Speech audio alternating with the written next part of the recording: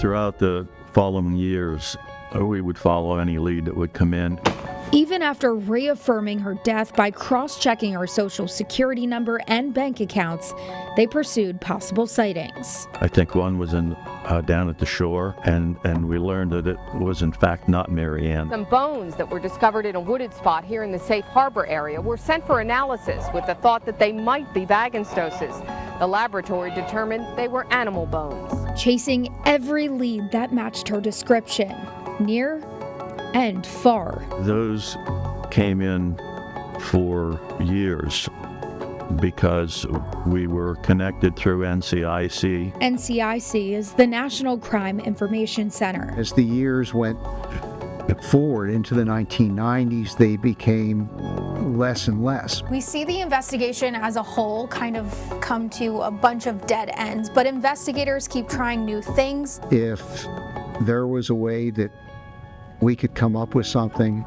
we would try it. The psychic, when I picked her up, just started telling me things that she's seen in a vision.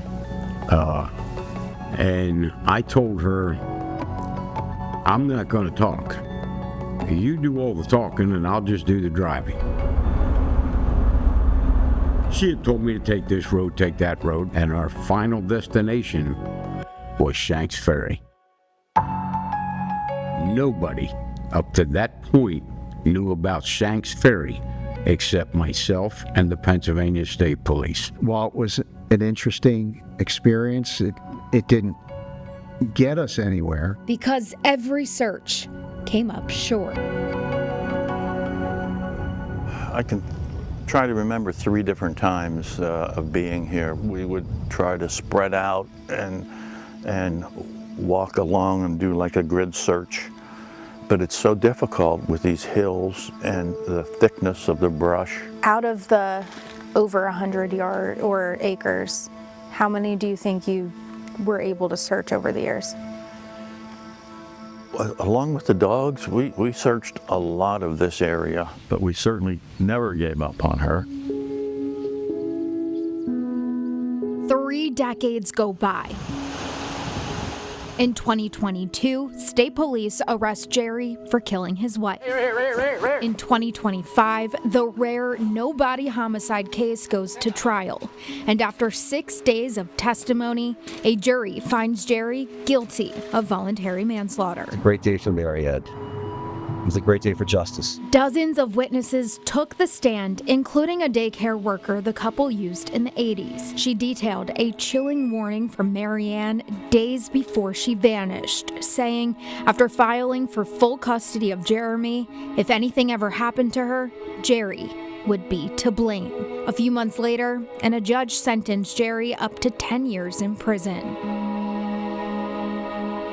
She will remain a missing person and in all the databases that we've searched for years. I think Jerry planned this ahead of time, and I think he came down to West Willow that morning and killed his wife, Mary Ann, and took her somewhere and disposed of her body.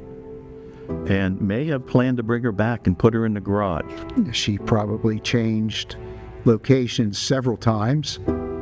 We know for sure she was going to go in that garage. Where she went from there, she could have gone out. We know from the investigation and some of the things that came out in trial is he had some huge trash bags in the back of his truck the one day. She could have gone to the Lancaster County dump, unfortunately.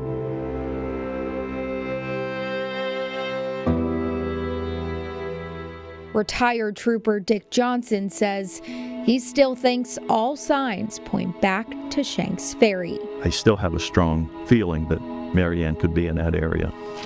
What's it like to be here today? Well, it's a little weird, but it brings back memories of walking through the bushes and trying to find her. I mean, there's a lot of possibilities. And the sad part is that it's something nobody may ever know, unless he changes his mind.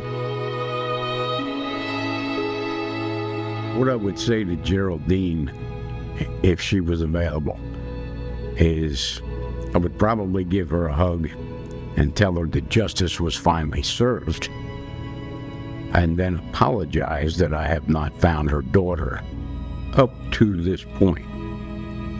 But I will continue with that if I can. So the search continues for Mary Ann Bagans-Dose.